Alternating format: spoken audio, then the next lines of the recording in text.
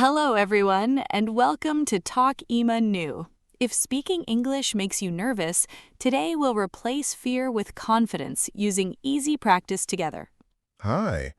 I have to admit, I still get nervous when I speak English because I'm afraid of making mistakes and sometimes my mind suddenly goes completely blank. I understand that feeling, and you're not alone. Welcome to day 16 of our 30-day English speaking journey, where we'll build confidence step by step together. I can't believe we've already reached day 16. I still make mistakes, but I can honestly feel that speaking English is becoming easier and much more natural. That's wonderful to hear. Today, we'll practice useful English through shadowing, a simple method that improves pronunciation, confidence, and quick responses. Shadowing? At first, I thought it meant following someone everywhere like a shadow, but now I'm curious to learn what it really means. Not quite. Shadowing means listening to a sentence and repeating it immediately, matching the speaker's rhythm, pronunciation, and natural speaking style. That makes sense now. But what if I miss a word or pronounce something incorrectly? I usually worry about every little mistake before I continue speaking. Don't worry at all. Mistakes are part of learning, and shadowing trains your brain to react faster while helping you sound smoother and more confident every day. That's exactly what I need, because I often think for too long, and before I find the right words, the conversation has already moved on without me. Today, we'll practice two common travel situations, speaking with a taxi driver and talking to hotel staff, using simple, practical English you can use anywhere. Perfect. Those conversations always make me nervous, especially when people speak quickly, but I'm ready to practice and improve with everyone today. Great. We'll begin slowly, and after each sentence, you'll repeat it aloud. Focus on copying the pronunciation, rhythm, and natural flow instead of perfection. I like that approach. I'm still a little nervous, but today I'll stop overthinking, speak out loud, and enjoy learning English, one sentence at a time. Before we begin, find a comfortable place, keep a notebook nearby if you'd like, and most importantly, speak every sentence aloud with us. I'm ready. My voice is warmed up, my confidence is growing, and even if I make a few funny mistakes, I'll keep speaking and never give up. Let's begin with a simple morning greeting. Imagine we meet early in the day. What would you naturally say when you want to greet someone politely? I'd probably say good morning because it's simple, friendly, and the greeting I use most often whenever I meet someone early in the day. That's a perfect start. You can make it even warmer by saying, "Good morning, how are you today?" Now repeat the full greeting with confidence. Good morning. How are you today? That sounds much friendlier than saying only good morning. I already feel more natural and confident speaking out loud. Excellent. When someone asks, "How are you?" don't stop at "I'm fine." Try saying, "I'm doing well, thanks, and you?" It sounds warmer and keeps the chat going. I'm doing well, thanks. And you? I really like that reply because it feels friendly, keeps the conversation flowing, and shows I care about the other person too. Great job! Now imagine I ask, "What did you do yesterday?" Take a moment, think about your answer, and tell me using one simple sentence in the past tense. Let me think. I go to the park yesterday and spend time walking there. I have a feeling I made a grammar mistake, but I'm not sure where. Nice catch. Because you're talking about yesterday, use the past tense. Say, "I went to the park yesterday and spent some time walking around." I went to the park yesterday and spent some time walking around. That sounds much better, and I know I need to practice the past tense every day. Perfect. Now imagine we're old friends meeting again after a long time. Tell me how you've been and ask me what I've been doing recently. I've been doing great, but work has kept me very busy lately. How about you? What have you been doing these days? It's nice catching up again. I've been doing well too. I recently started learning photography, and I really enjoy capturing small, beautiful moments that I might have missed before. That sounds interesting. Why you like photography so much? Is it because you enjoy taking pictures of beautiful places and memorable moments? Almost perfect. We say, "Why do you like photography?" because present tense questions usually need do. Try asking me again with that small change. Why do you like photography? I can clearly hear the difference now, and the sentence sounds much more natural and confident with the correct word order. Exactly. Photography helps me notice beauty in everyday life, and I love saving special memories that I can look back on and enjoy for years to come. I enjoy to play football with my friends because it helps me relax and forget about work for a while. Wait, I think that sounds wrong too. Good observation. After enjoy, use a verb ending in ing. The natural sentence is, I enjoy playing football with my friends. Now repeat it. I enjoy playing football with my friends. That feels much more natural, and correcting these small mistakes really boosts my confidence every single day. Wonderful. Now let's practice a travel situation. Imagine you need a taxi to your hotel. I'll be the driver and you'll be the passenger. Ready? I'm a little nervous because speaking with taxi drivers in English isn't easy for me, but I'm ready to practice and give it my best today. Good afternoon. Welcome to the city. Please make yourself comfortable and tell me where you'd like to go, and I'll get you there safely. Good afternoon. I want go to hotel, please.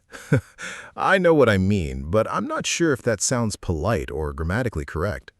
A more natural way is, I'd like to go to the Grand Plaza Hotel, please. Using I'd like to makes your request sound much more polite. I'd like to go to the Grand Plaza Hotel, please. That sounds much better, and I'll definitely remember this useful phrase whenever I travel abroad. Perfect. Do you have the hotel address, or would you like me to look it up? Having the address can make the trip much easier and faster. Yes, I have the address. It's 245 Main Street. Also, could you tell me how much it will cost to get there from here, please? It should cost around $20, and the trip will take about 15 minutes. If you're ready, we can leave now before traffic gets too heavy. That sounds perfect. Thank you. And if I need to stop during the ride, could I politely ask you to pull over somewhere safe for a moment? Of course. A polite way to ask is, "Excuse me, could you please pull over for a moment?" It's respectful, natural, and used in everyday English. Excuse me, could you please pull over for a moment? I forgot something in my bag, and I just need a minute to check it before we continue. Smiles. No problem at all. Take your time and let me know when you're ready to continue. There's absolutely no rush, and I'll be happy to wait right here. Thank you for waiting. I found what I needed, so we can continue now. I really appreciate your patience and kindness during the trip today. You're very welcome. We've arrived safely at the Grand Plaza Hotel. I hope you enjoy your stay, have a wonderful visit, and make some great memories here. Thank you so much. Here you are, and please keep the change. You were incredibly helpful during the ride, and I truly appreciate your excellent service. Thank you. You just completed a full taxi conversation in English, and you sounded much more relaxed and confident by the end. How do you feel? I feel much better now. At first, I was nervous about making mistakes, but now I honestly believe I could handle this conversation in real life. Fantastic. Now let's move to our second travel situation. Imagine you've arrived at your hotel and need to check in with the receptionist. Ready? Absolutely. Hotel conversations always make me nervous, but after practicing the taxi dialogue, I feel much more confident and excited to try this one. Good evening, and welcome to the Grand Plaza Hotel. How may I help you today? Are you here to check in for your reservation? Good evening. I have a reservation under the name Jack. I booked a single room for 3 nights, and I'm here to check in today. Let me check your reservation. Yes, I found it right here. Before we continue, could I please see your passport or another form of identification? Certainly. Here's my passport, and I also have my booking confirmation saved on my phone if you need to verify any additional details. Everything looks perfect. Your room is 512 on the 5th floor, and here's your keycard. Is there anything else you'd like to ask today? Yes, I have a couple of questions. What time is breakfast served, and where should I go in the morning to enjoy breakfast at the hotel? Breakfast is served from 7 until 10 in the dining hall on the ground floor. We offer several delicious options, so you'll have plenty to choose from. That sounds wonderful. Do you provide free Wi-Fi throughout the hotel, and will I be able to use the internet comfortably inside my room? Yes, free Wi-Fi is available, and the password is printed on the welcome card in your room. Our gym is also open 24 hours a day. Perfect. Thank you. If the air conditioning doesn't work properly, should I call the reception desk so someone can come and fix it for me? Exactly. Simply call reception and say, "The air conditioning isn't working. We'll send a staff member to your room as quickly as possible." Thank you very much for your help. I think that's everything for now, and honestly, that hotel conversation was much easier than I expected. Smiles. You're very welcome. You just completed a full hotel check-in conversation in English. See how these simple expressions can help in real situations? Definitely. I can actually imagine using these phrases while traveling. Repeating them aloud has made me feel much more confident and prepared.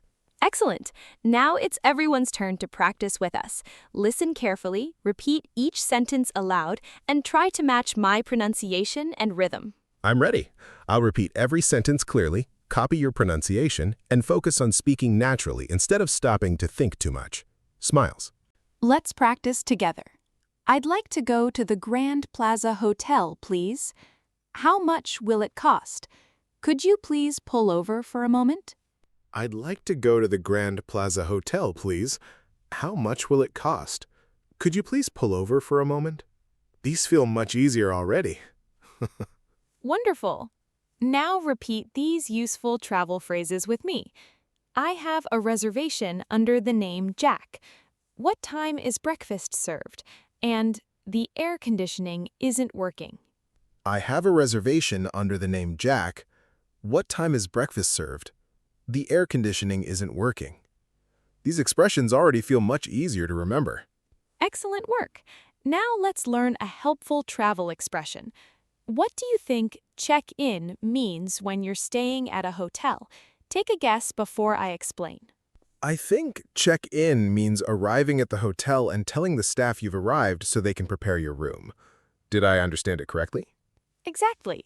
Check-in means officially registering your arrival at a hotel, airport, or event. For example, I need to check in before 3 o'clock. I need to check in before 3 o'clock. That's easy to remember because I hear people use this expression so often whenever they talk about traveling. Great job! Another useful word is appreciate. It means feeling thankful or recognizing someone's kindness. For example, I really appreciate your help today. I really appreciate your help. And I truly mean it because these simple explanations make learning new words much easier and far less stressful. I'm happy to hear that. Now let's have a quick quiz. How would you politely ask a taxi driver to take you to your hotel? I'd like to go to the hotel, please. Then after arriving, I'd say, I have a reservation under the name Jack. I think I've remembered both phrases. Perfect. One final question. How would you politely ask about breakfast at your hotel? Use the simple and natural sentence we practiced together today. What time is breakfast served? Yes, that came much more naturally this time, and repeating it aloud really helped me remember the correct sentence. Excellent. Here's my first speaking tip. Practice real-life situations instead of only memorizing grammar, because practical conversations build real confidence. Smiles. I completely agree. Today's taxi and hotel practice felt realistic, and I can actually imagine using these exact sentences during my next trip abroad. My second tip is simple. Repeat, repeat, and repeat. Listen carefully, speak aloud every day, and practice even when you're alone at home. I'll practice in front of the mirror for at least 5 minutes every morning and focus on speaking naturally instead of worrying about every little mistake. That's a wonderful habit. We practiced taxi rides, hotel check-ins, polite requests, and solving simple travel problems. What's your biggest lesson today? I learned that regular practice builds confidence. Even when I make mistakes, correcting them and trying again helps my English become smoother and more natural. Beautifully said. Remember, English is all about progress, practice, and confidence. Keep using phrases like I'd like to, could you please, and I appreciate it. And don't forget to practice every day, even if you only have 5 minutes. Tell us in the comments which sentence from today's lesson you liked best. Thank you so much for joining us on Talk Ema New. Subscribe, practice this lesson again, and keep speaking English with confidence every single day. Smiles. Thanks for learning with us today. Keep practicing, keep believing in yourself, and never be afraid to use your English in real life. Goodbye and take care.